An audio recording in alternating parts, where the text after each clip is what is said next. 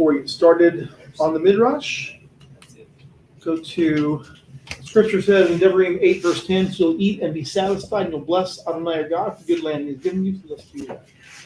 Abba, we have eaten and we're satisfied, and we thank you for the land. Sing Yeshua's name, we thank you. Amen. Okay, so this was what we read, our readings for the Aliyot for this double Torah portion. I think that Naomi had the longest readings. Thank you, Naomi. So let's determine, or at least engage in the question of, according to Rambam, how many mitzvot or commandments are in this double Torah portion? Is it 3, 5, 7, or 0? Who votes for A, 3? Raise a show of hands. B, 5. Again, show of hands. What's that? Okay. C, 7. You voted twice. Covering all bases. And who says there aren't any? Well, it would defy the meaning of the name of the portion if there wasn't exactly one, right? Yeah. Okay, so sorry to say, 5 is out. And Denver is correct. So is 0 out. So it's between two good biblical numbers, 3 and 7, right? In this case, it's 3. All in Chuqqat, 0 in Balak. And here they are, all from chapter 19, the Torah of the Chuqqat, or the regulations or due of the red heifer, the Torah of the Tumah, or the uncleanness of a corpse, and the Torah of the water of purification. Those are the 3 mitzvot in this double portion. There's certainly been shorter portions in reading-wise that had a lot more mitzvot than this one, but this was just the 3 from, really, again, it's only from Torah portion Chuqqat. There are 0 in Balak. So the portion beginning with chapter 19, called Chuqqat, is again translated as decree or statute or regulation. The phrase begins with Zot Chuqqat HaTorah. These are the Chuqqat of the Torah. In the article Tanakh, the commentary reads that the law of the red cow, or the red heifer, is described by the sages as the quintessential Chuqqat HaTorah, the quintessential decree of the Torah. So quintessential is one of those long words that you don't see all the time, but it literally translates to fifth essence. There was a movie some years ago called Fifth Essence. Quintessential would be the English way of putting that into it. So in ancient medieval philosophy, it's the type of the basically the fifth or the highest element that permeates everything, all of nature. It's the idea of its thing in its purest form, and or the most typical or representative example of a thing. That's what quintessential means. So what they're saying is that this is the most representative type or example of a decree of a Chuqqat in the Torah. I'll talk about that in a moment, what that translates to. So Chuqqat is in the construct form, chuk of, or decree of, as well. And you often see it transliterated with K's instead of Q's, but it's a kuf versus a kaf. Same thing for Balak. You typically read that B-A-L-A-K. The last letter of that is actually a kuf, would be a Q, if you're doing it very precisely, but the sound essentially is the same. Is there a particular explanation for why they double it in the transliteration a lot? There is a dagesh in the kaf, in the kuf. In the picture that I showed, it didn't have the dagesh in there, but when I brought up the answer to that question, I just drew it from the Torah, where there is a dot in the middle of that letter. But I've seen it probably just as often written CHUKAT as anything else, as any other way, for example. And again, transliteration is more of an art than a science, but that's why we see it written differently. So if you remember, in terms of what is a hook, remember there's three types of mitzvot that are listed in the Torah: edot, hukim, and mishpatim. Hukim or hukot. And you see those listed in Devarim chapter 4, verse 44. It says, "This is the Torah which Moshe set before the children of Israel. These are the witnesses, the laws, and the right rulings, or the edot, hukim, and mishpatim, which Moshe spoke to the children of Israel after they came out of Mitzrayim or Egypt." And it rendered in JPS as decrees, laws, and rules.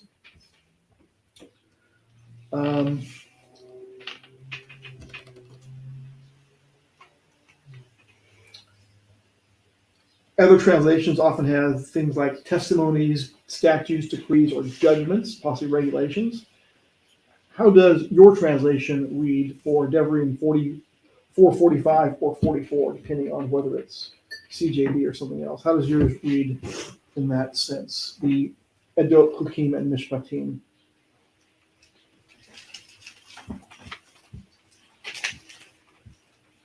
Decrees, laws, and customs. Customs, okay.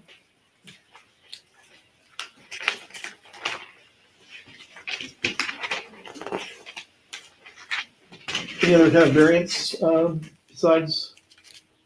I'm saying variant as in just different ways of translating it. Jim, do you have yours handy? No? That's in there. One of those sometimes read it right rulings. Right rulings is how the ISR typically does mishpatim.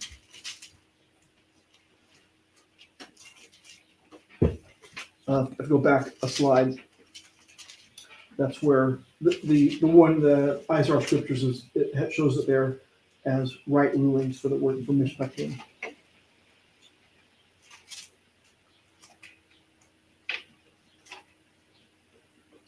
So if you remember what those things, those three different mitzvot are understood to mean, is that mishpatim are the moral, ethical judgments, or literally translated judgments. Shoftim is the word judgment, so judgments is the way to translate this.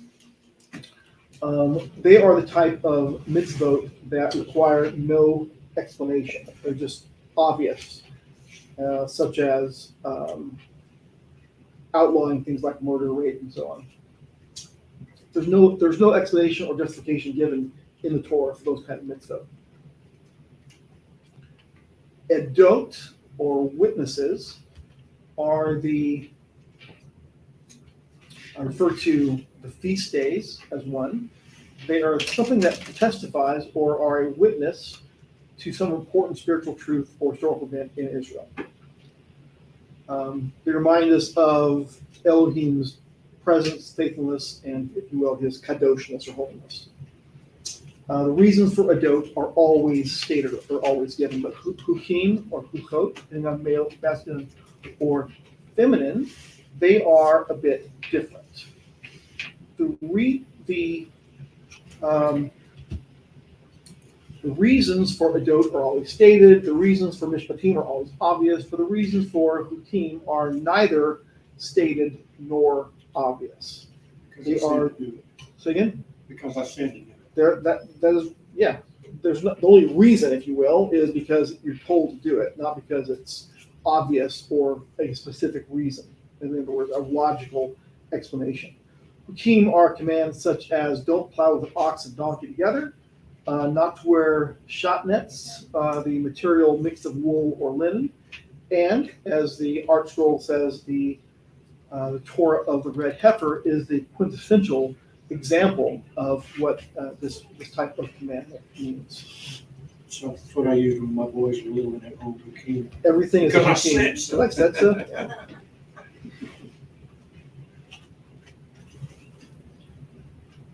So Elohim, for reasons unknown only to himself, decided to call his people to follow certain mitzvot and did not give a reason for doing it. And a comment, this goes sideways with many people in the religious world because the why question goes unanswered, if you will, by Why is that a definition. sin? Second, Why is that a sin?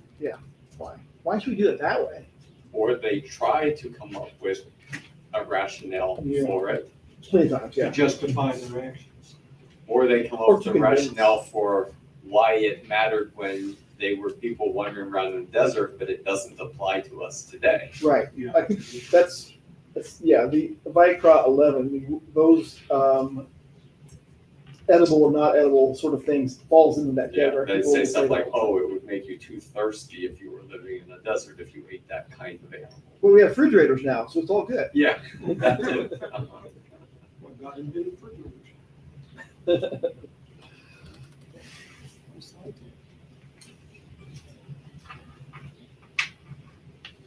Regarding this, the para aduma, the red heifer, Shlomo, King Solomon, King Shlomo HaMelech said that, essentially said, I said I would be wise, but it was far from me. He wrote that in Ecclesiastes 7. And in this case, we add the number up, far from me, the he Rechaka is far from me, adds up to the same numerical value as para aduma, red heifer. And so the rabbis concluded from this, a man with the most chokhmah, or wisdom, could not fathom what was meant by the hucha of the red heifer. And that's really just based on the similarity in the numerical value of the phrases there. It is far from me, as in the same number as para aduma, or red heifer. The Mishnah goes into quite a bit of discussion on this. Of course, there is a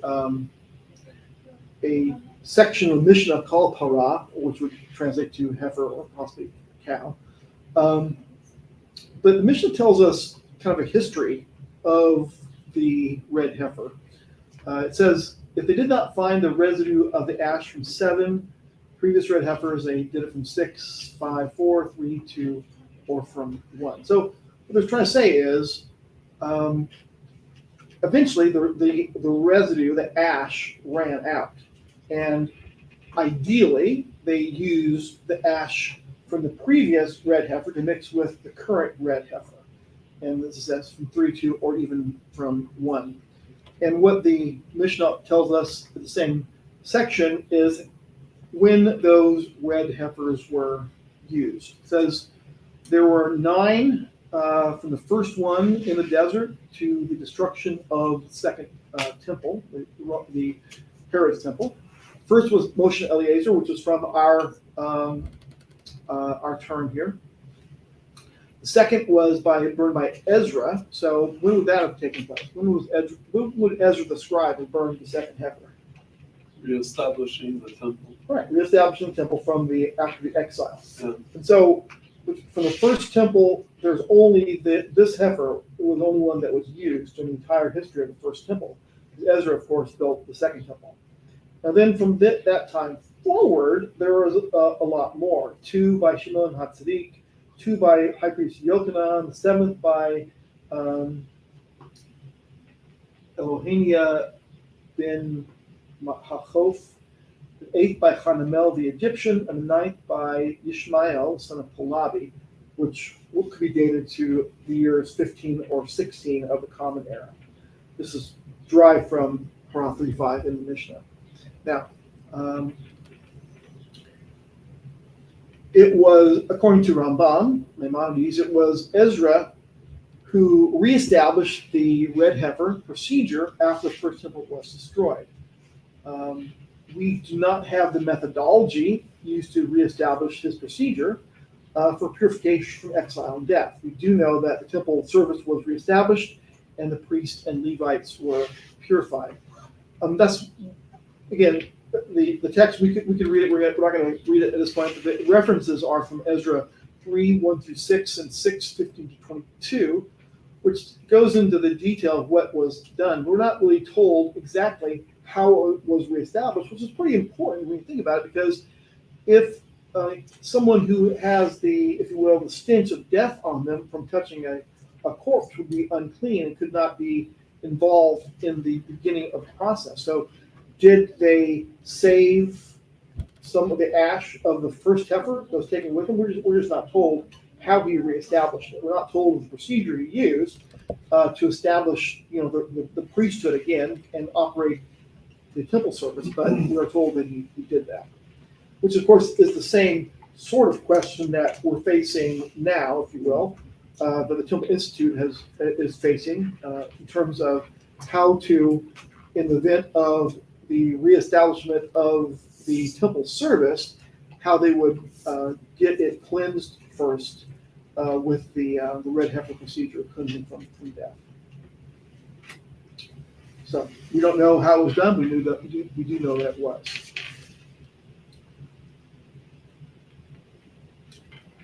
So apologize for there's some of a there is the print is somewhat fine on this, and I apologize for that. This is the top part in white is from the Mishnah. The bottom part is from the Mishnah, a commentary on the Mishnah. It says there were courtyards in Jerusalem that were built on rock, and below them was hollow because of graves of the deep. Note, stepping over a human grave is one way one can become ritually impure, as if one touched a dead human body. If it is covered and there exists a sufficiently wide space between the body and the covering, then passing over the grave has no effect. By building a courtyard over a hollow, one guarantees that any graves which were too deep to be discovered cannot make people in the courtyard above impure. Again, that's a commentary of what was said has been done. Where would they get that from? Get what from both? That procedure, not counting making unclean. Well, the text has that one section of stepping on a grave as one of the ways that you become contaminated with So the. they're saying if there's more space than a regular grave between you and the body, then it's okay. Well, this doesn't say how far the hollow is, or the hollow of the deep is. But the separation and ultimately how far does it have to be deep in order to not be considered stepping on a grave? That's what we work to get. 6 inches now, 2 feet now. Yeah, this doesn't. The Mishnah not really doesn't really tell 100 us feet, yeah, what that is. Yeah. Says they have to touch a tomb. Good point. Well, Tuma Mine says touch a tomb. touch. Yeah, that would be. I mean, stepping over a grave or stepping on a grave would be the stepping on a tomb would be the same equivalent of grave. So how much over the top of it would it have to be to not touch a grave? Well, stepping over it, this was saying you could be contaminated by it if you're stepping over it as well, at least according to what tradition says. And so that's what they're trying to wrestle with: how to not step on a grave. Walk around it. Right. If you don't know, your house could be built on a graveyard of Civil War soldiers. Who knows? Right. And if you look at in terms of ancient burial customs, for example, in the UK, there's lots of above ground tombs that you can walk into even now and touch the tomb if you wanted to. Westminster Abbey, for example, comes to mind. So I think the custom would be more along the line of these kind of tombs that are available to touch. But you can walk to a graveyard even now, and looking across from Jerusalem to the Mount of Olives, that whole hillside is basically a graveyard. Yeah.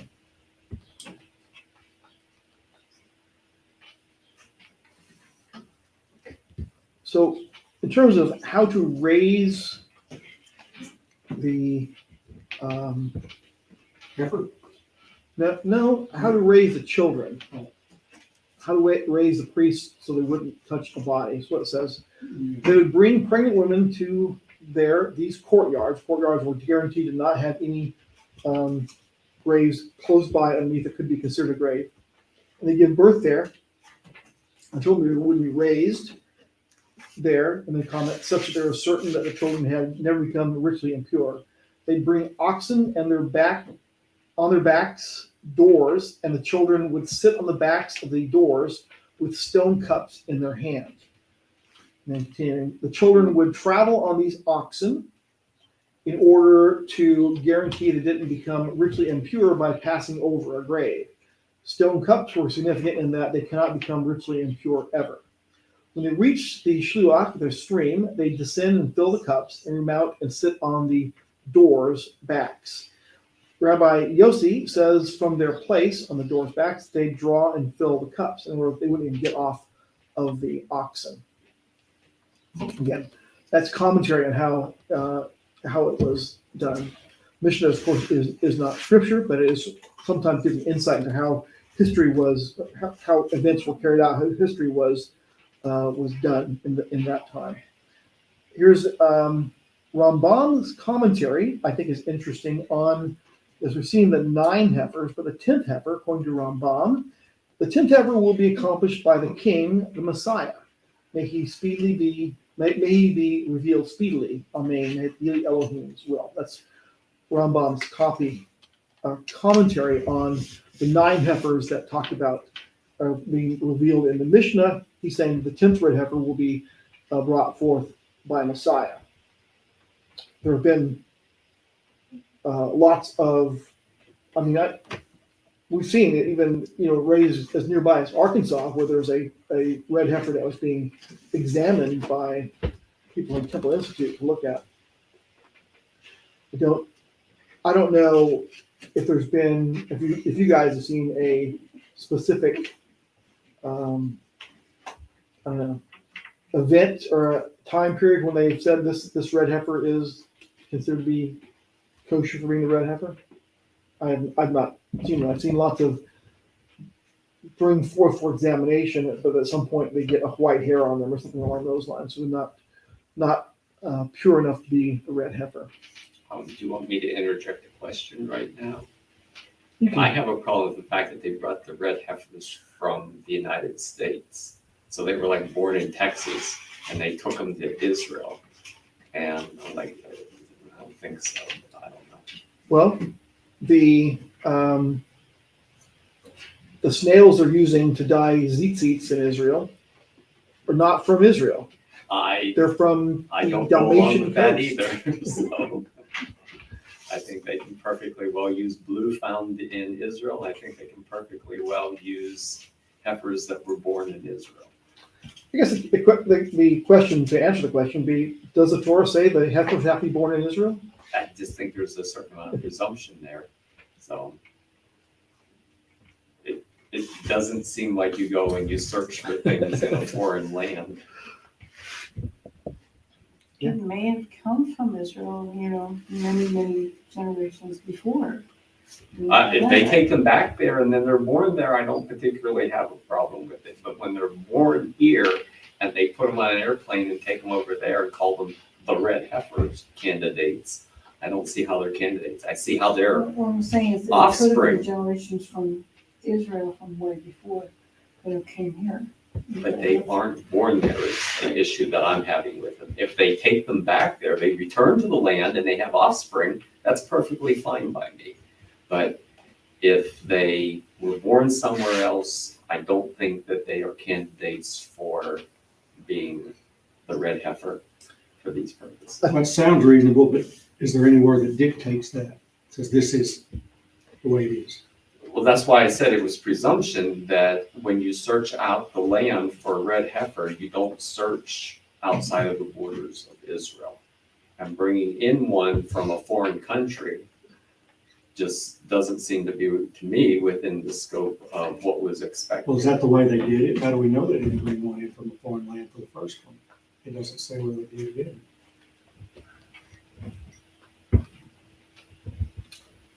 I mean, it's potential, I suppose, that it's possible that Ezra's red heifer was taken to Israel with them and brought back. We just don't know. Just don't know. I mean, But it sounds reasonable. the- Should have been in Israel. The line of thinking, though, actually, Denver, aligns with different case, but similar. There, those who opposed Schneerson being called the Messiah said that he couldn't be the Messiah because he wasn't born in the land. Mhm. It's from others within the frame of Orthodox Judaism. And why did they think that was a requirement? They didn't really. I mean, again, it was based on previous rabbinic commentary that said the Messiah must be born in Israel. Again, but it's essentially based on commentary. So the Copper Scroll, you may have heard of that. It's a scroll that some believe it refers to an urn of a red heifer. Copper Scroll is one of the Dead Sea Scrolls. But that part was missing. Well, it actually it makes reference to an urn that contained the quote unquote ash of purification, which is taken to mean ash of the red heifer.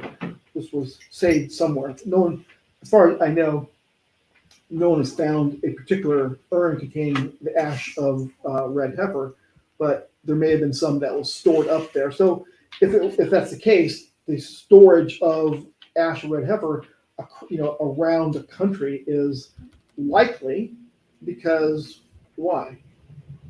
Because you had to do it on the first and seventh day, was it? You had to be pretty close to Third where the and red seventh. heifer, third and seventh. You Right. had to be close to where that red heifer was if there's just one. Right. So you wouldn't, if you'd be too far away typically, or you could be in the Galil to get to Jerusalem. So that's why they spread, within Levitical communities around the country, they would have parts of or ash of the red heifer spread about. That's what- Maybe in Levitical towns. Yeah, Levitical communities Spread would have. throughout the They're nation. they would hold, the ash with them so they could use it. So that's possibly what this is making reference to. The Qumran community had some of that. So that may also explain the number of the additional numbers of needed red heifer ash from based on the expanding community, or we see additional number of people when population grows. We don't know for sure. So here's a question. Evaluate the statement. Here's a kind of a lead into a question for that's going to be an answer given by Tim Liskey. Previous red heifer ashes must be found to cleanse a priest and Levites before they can work in a new temple or tabernacle. What do you think about that statement? Well, Must am I wrong in that there has to be someone clean to initiate that red heifer? no, you're not wrong. So how can it start? Good question. The Temple Institute says regarding finding previous ashes, you couldn't really tell. They say that if a portion of previous ashes were indeed found or set aside for future sanctification of Israel, then perhaps they shall be found, or perhaps they'll only be revealed through divine intervention. Perhaps when the Messiah arrives, he would identify their location. It would certainly be desirable for all of Israel if the original ashes could be located and proven to be authentic beyond any doubt. But in the meantime, let the truth be known, there is nothing to stop the people of Israel from raising a new red heifer from birth and preparing it in the manner we have described in these pages, and raising the children in purity to carry out the procedure, even without the original ashes. On the contrary, we may be in doubt as to the true nature of any discovery that is unearthed whose authenticity can't be completely verified. But a perfect heifer, born and raised under a controlled environment, would be fit to be used in the temple, and that is precisely what is being done today. Now, do they say how they're raising I highlighted the section here, raising children in purity. Yeah, that's the good. I don't question the heifer and the ashes. It's the first one who uses those ashes has to be pure. Right. And what their response might be, they're raising certain amount of children on the same thing that the Torah in the Mishnah. How did it all said. start in Torah? Who was the first person and who sanctified him? Wouldn't it have to be God? Well, we're not really told. I mean, how the same thing would apply to that. I mean, when this was done, you can, but see, the difference is, I mean, at the time, someone, I mean, could have never touched a body. I mean, even in the wilderness, right? Because people weren't dying every day when they initiated this. So it seems like it would be possible to do it from the wilderness start point. Someone who is a clean person, someone who is clean. Because look at it in terms of could you have avoided touching a body your entire life? Even if you thought you didn't, you may have and not known. Well, but obviously the person who started it wouldn't have been a not know it. He would have been the right person to do it. Again, if you will, with divine help to figure out who that person is that can do it. I mean, So it was God. I mean, my point is, it was God who told them the procedure to do to sanctify the first one who was able to do that. Who was able to do that red heifer. So it's God, not man, who sanctifies it. well, but the man is following God's instructions. If that makes sense. So that would have to happen again, wouldn't it? Well, Says Eleazar the priest. So you have to have a high priest.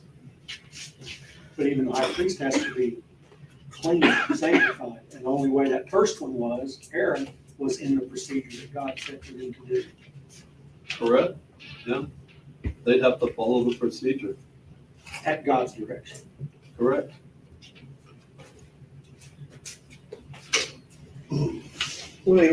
And that's the procedure was done when they were setting apart the priesthood, even with Aaron and his sons. That's how they started the priesthood. He said procedure for the people to sanctify them. But the priesthood was started before the red heifer was instituted. But he's saying, and I agree, in order for you to have a high priest, he has to be sanctified by Yah.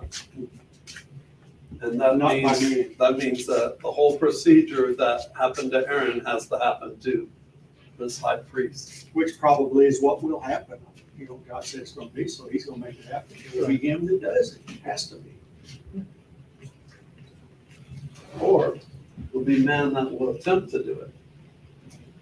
And it'll be a counterfeit. There's always a disaster when man attempts it. Nadab and Abihu, God right? said, go attack this nation in the Bible, and they didn't.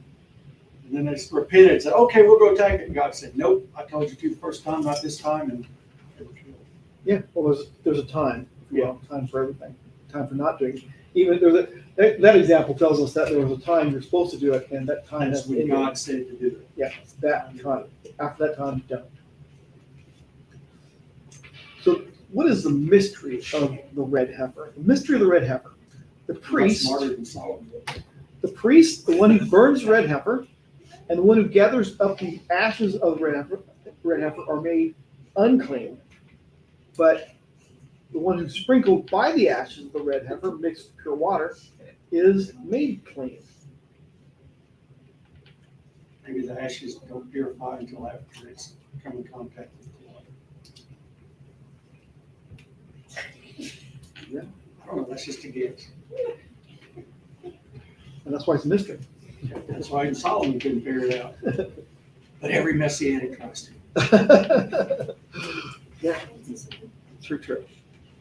So female.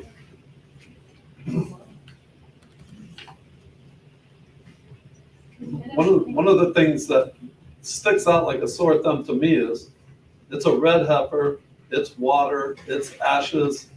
It really does look like blood to me. It looks like blood. Mhm. And that's exactly what sanctified everything that was holy, Blood, yeah. blood. And our Messiah Yeshua represents that blood.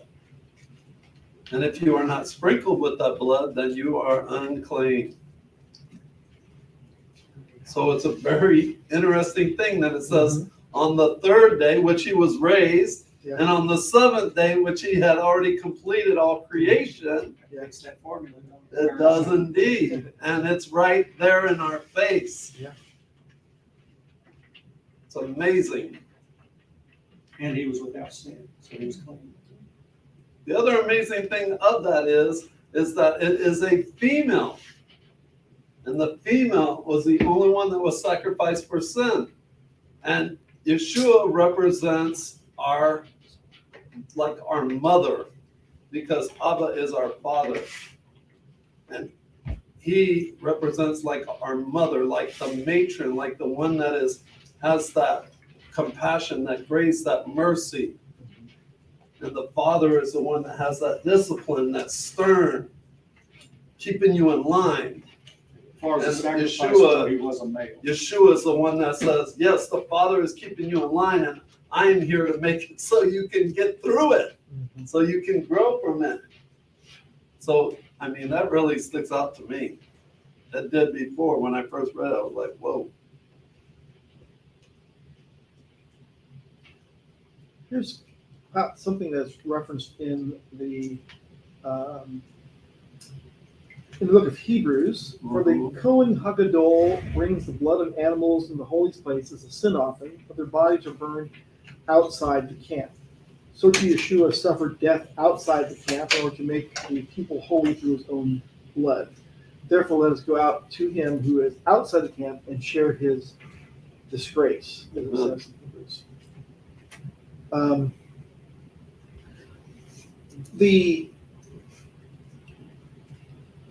If you go to also to Galatians 3:13, the Messiah redeemed us from the curse pronounced in the Torah by becoming cursed on our behalf. For the Tanakh says everyone who hangs from a stake comes under a curse.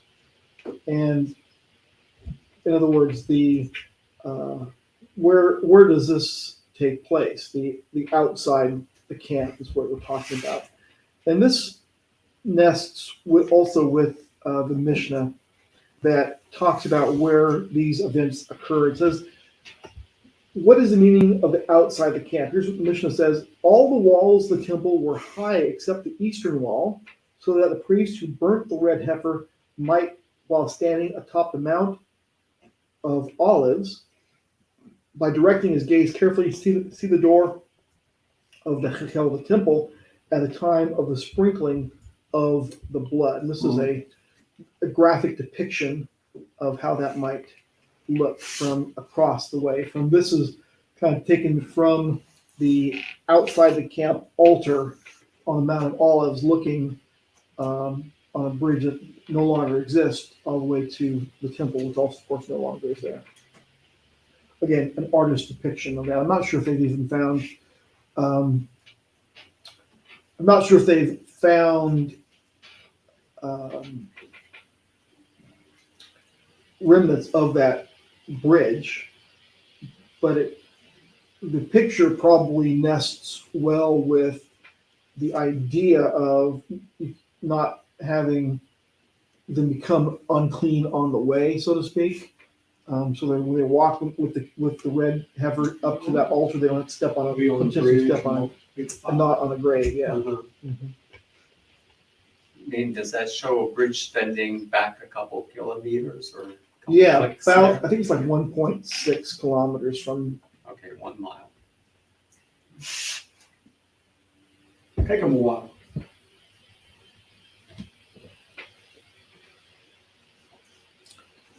According to the historical records, the ashes of the red heifer were kept in 3 places during temple times. Mount of Olives, of course, for the high priests to sanctify themselves and for use for other red heifers to mix together. The temple courts in a special room, and throughout the land in Levitical cities, or for whoever needed to purify themselves. We kind of talked about this earlier. That's what is said about where the ashes were kept. So it would make some sense. I mean, when you think about Qumran, there were, from what the text says about what they say about them, they're basically a conclave of of Levites, I think. It has been suggested that as a prophetic over or foreshadowing, the water pots used at Cana were the ones that were used specifically for the waters of purification. Hence Yeshua's statement, "My hour has not yet come." In other words, using those not for wine, but for their intended purpose as to hold waters for the waters of purification.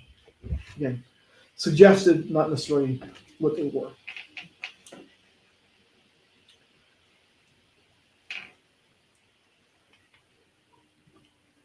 We get to chapter 20, topic Miriam, Aaron, Aharon, and atonement.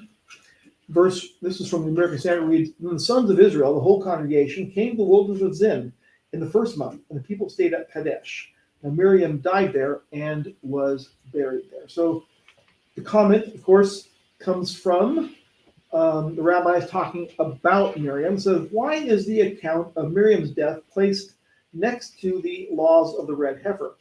To inform you that even as the red heifer afforded atonement by the ritual use of its ashes, so does the death of the righteous afford atonement. Typo on my part. So my comment on their comment is, yes, the oral tradition does confirm that the death of the righteous affords atonement. So the Chomer argument, the light and the heavy. So if so, for Miriam, how much more for the Messiah Yeshua?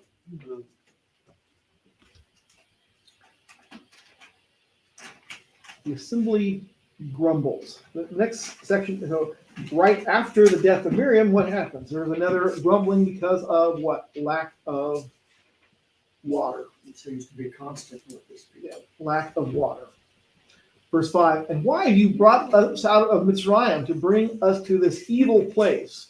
Not a place of grain or figs or vines or pomegranates, and there's no water to drink."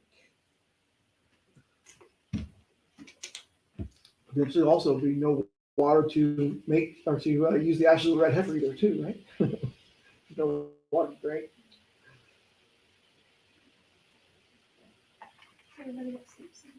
Commentary on that.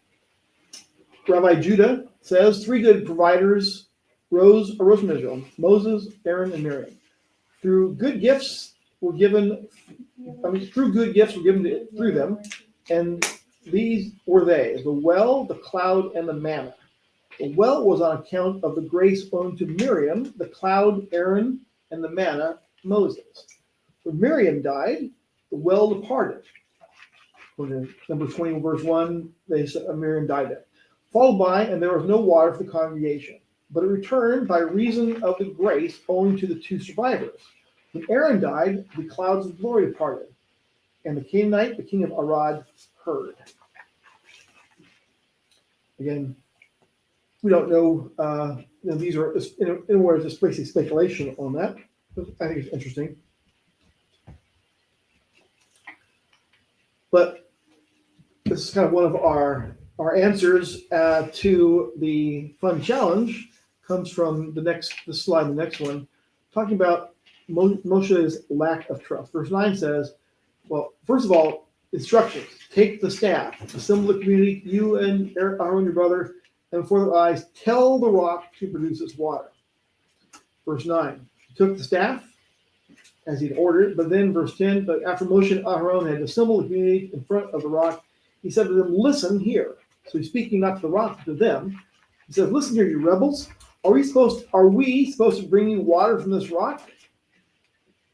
So Moshe's anger, I think, took over here. Verse 11 tells us, then Moshe raised his hand and hit the rock twice with his staff. Verse 12.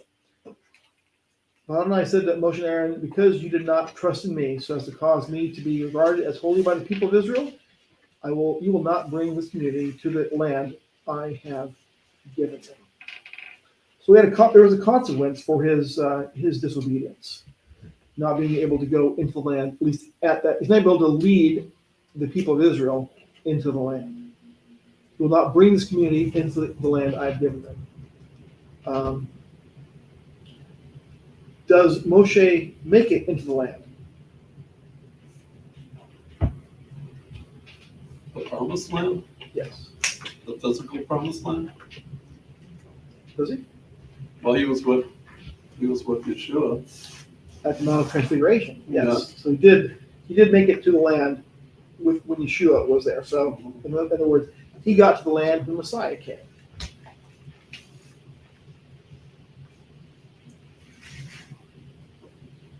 Cece says, Moses changed the subject to him hitting the rock because of them not learning the lesson of asking for God to supply for our needs. Just another example of the exactness of God's instructions. Remember the two priests who brought unauthorized fire. Right? Mhm. You gotta follow his Precision, instructions yeah. exactly to the letter. What is the consequence?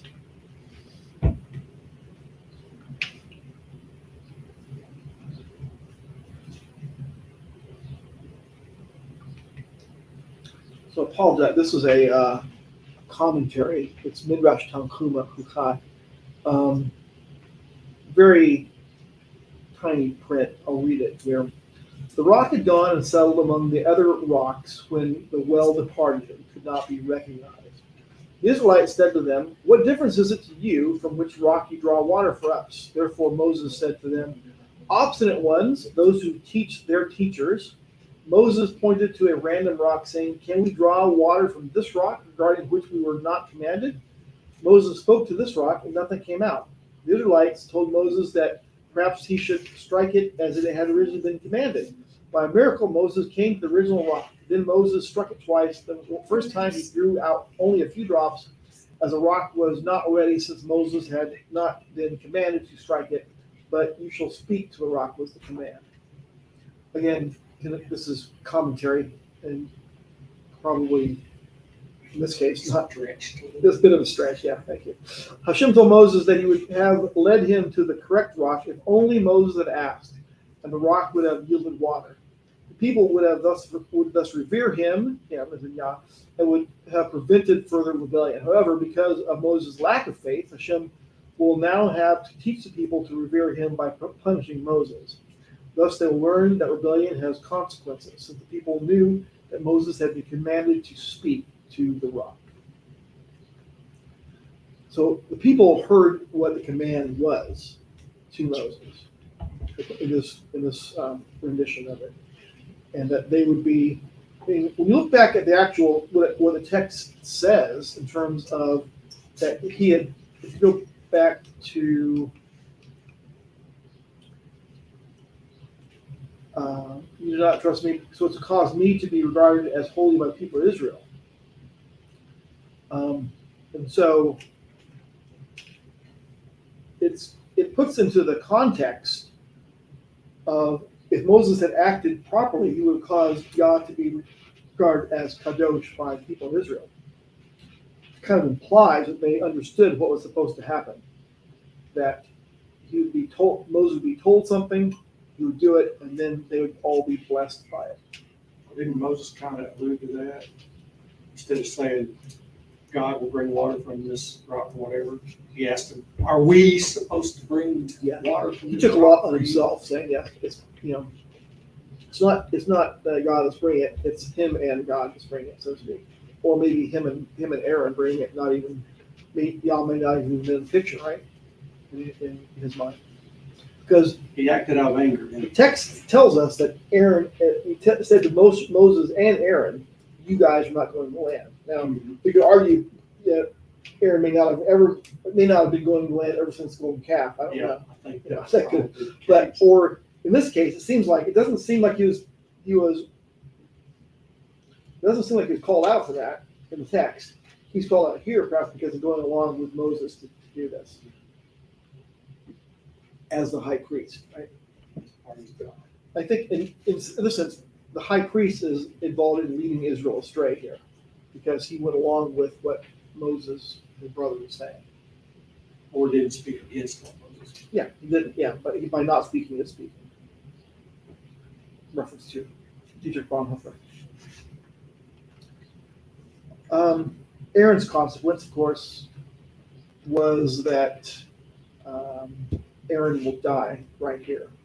Moses dressed Aaron in the garments of the high priest, then stripped him of them to give them to his son Eleazar in Aaron's presence. Thus Aaron was gathered to his people.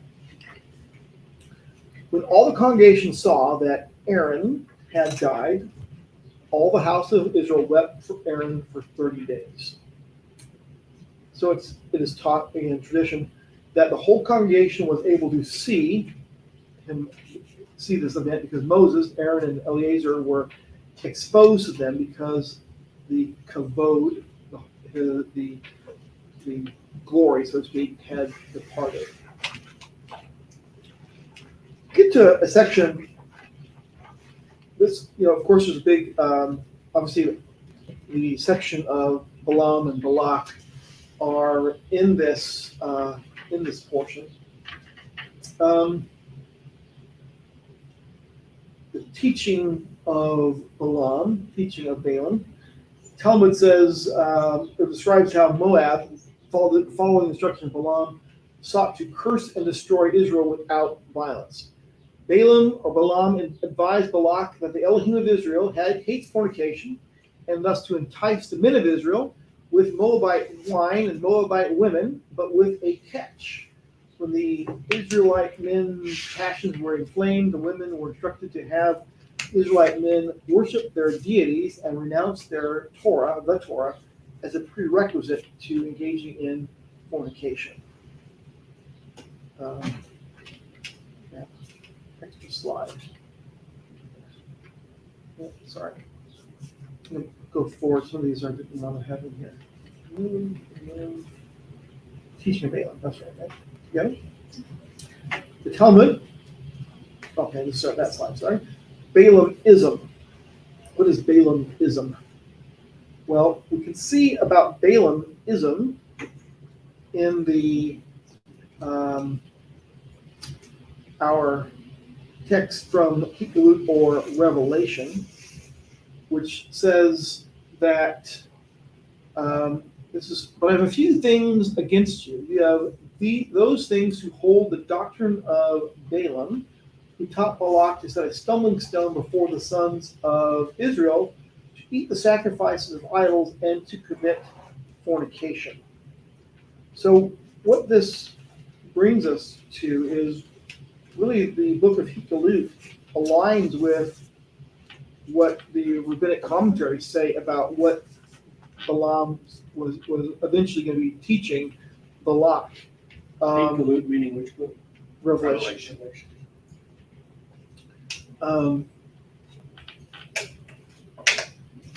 The Balaam taught Balak idolatry and fornication as the ways to ensnare Israel and to cause themselves to curse themselves, if you will. Israel stumbles by cursing themselves. In other words, the curse of Balaam couldn't stick, but Israel could curse themselves by listening to the secret. Balaam knew that. He was pretty sneaky. He was a sneaky dude, yeah. It doesn't. Here's some of the teaching of Balaamism. How do these sound? Do these sound like modern forms of Balaamism? It doesn't matter what you do, what you believe in your heart is what is important.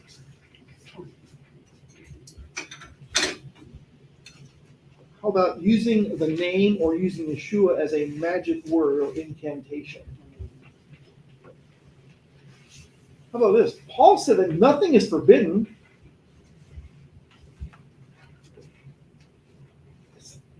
Using part of the quote. Half a quote, yeah. Half a quote to justify what you want. How about this? Homosexuality was only a sin in the Old Testament when associated with idol worship. In any case, those old law commandments against homosexuality are obsolete and were nailed to the cross. Do that one a lot. Nailed to the cross. Well, yeah, Paul would not have mentioned something about it. that's the idea that all of Torah was nailed to the cross, so to speak, which it's commonplace, I think that. Fits in with when you're trying to self-justify. Yeah. Is that in reference to the temple prostitute, Um, the Old Testament? I think that's possibly part of it. I mean, there was certainly was used, but not just homosexuality. Temple prostitutes were also females, of course. The Asherah poles and such. Yeah, they had other women too. It's the same thing. Yeah. You could put all of them up there. Mm-hmm. L, G, Q, B, T, I, A, All B, alphabet. C. Yep.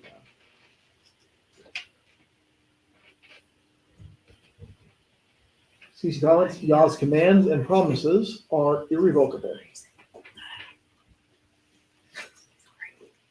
So that's all I have for our Midrash today. What other things would you like to bring up from any of the readings or anything else you'd like to discuss? Well, I have something that I found very interesting Mhm. about Balaam and his donkey, and then this whole Chuqqat, Yeah. Balak Torah portion. I don't know if anybody caught it. I just see these little things and they stick out to me. But Yah is really focusing on the female. Mm-hmm. And the reason I say that is because it has to be a female cow. One, Balaam's donkey was a female. The Hebrew word is athon, meaning female. There's a relationship between the female animal and the man. There's this relationship that he's establishing that brings purification and sanctity. Mm-hmm. And it also brings communication between the father and the mother. If you can see that, you will see that same, you could look at the same kind of relationship with the husband and a wife. So the wife sees something, Yah opens a wife's eyes and sees something, and the man, the husband, then has to respect what his wife sees. Therefore, he has to take heed to what Yah has opened the eyes to his wife. Whereas if he does not respect his wife in that same manner, as if the man that is taking care of his animal, and it's a female animal, and they have a long-term relationship, Right. then they will continue to be in the presence of abuse. Mm-hmm. It will come in abuse of discipline, or it will come in the abuse of stubbornness, pride, arrogance. So that's what I see. He's showing us this. You need to see this, because this is what I'm trying to get you to understand. You're unclean. Why are you unclean? Because your relationship is not clean. Mm. You're not having respect for the female that I put in your presence, either animal or human, the one that I have given you and I have built this relationship with. Mm-hmm. I see that very clearly. He's saying very clearly that you need to understand this, because you're unclean. And then on the other side of that, like I said before, Yeshua, I believe, represents our mother. And he is the one that brings us into that relationship, so that we have respect for the Father. And it talks about that Elijah will come and he will restore the relationship with the sons to the fathers and the daughters to the mothers. Mm-hmm. So that's all. I'm just sharing that because I find it amazing. Yeah, Okay, question. okay. My view on it is, I think the reason it has to be a female to purify is because man comes from woman. That's the core of it. I think that's That's a good point. All humans are born from women. But the woman was taken from the man. Right, in the beginning. So the woman messed up first. Messed up. Yeah, Eve messed up first. Deceived. Yeah. Or maybe that was Yah's plan. She was deceiving, but Adam didn't step up and correct. Blame, but that whole thing gets to blaming the wife, right? The woman you gave me. Well, It's not, Balaam did beat his donkey. Balaam did, yeah. He used physical force. He whacked his donkey. Yeah. Thank you. There's another point too, sorry to interrupt, but No, please. these things stick out to me. The angel of Yahweh is real.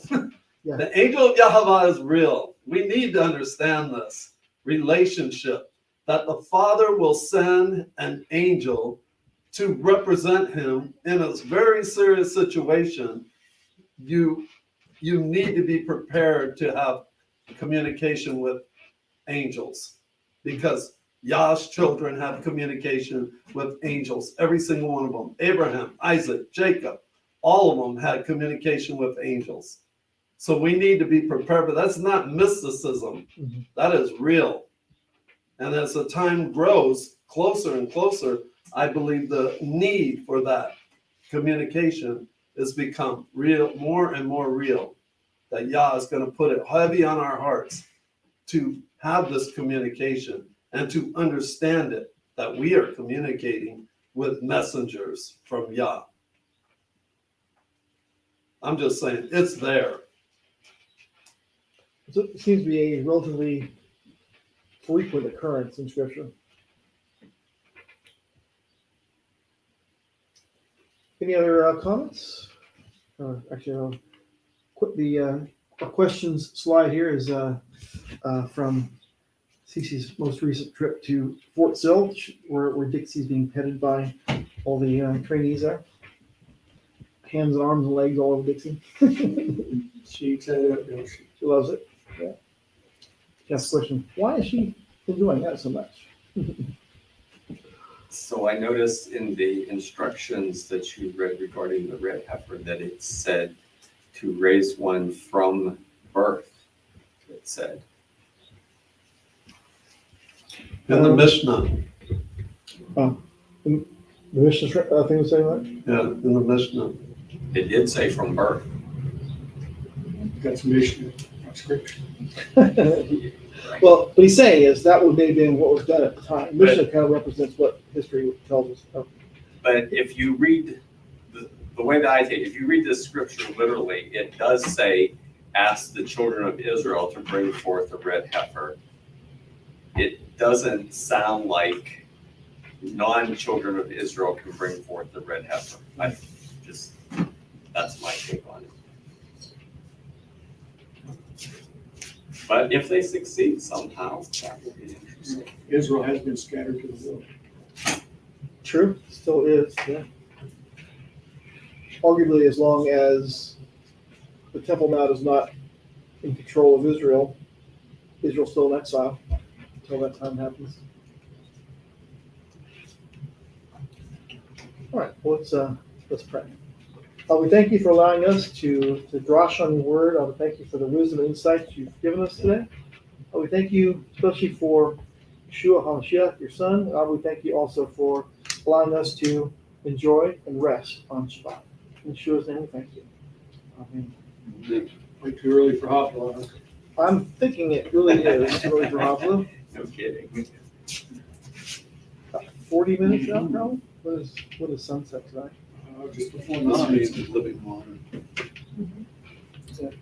10 till 9. So, yeah, it's too early for Hopla, so we'll just go ahead and break. Break what? We're done. Break a leg.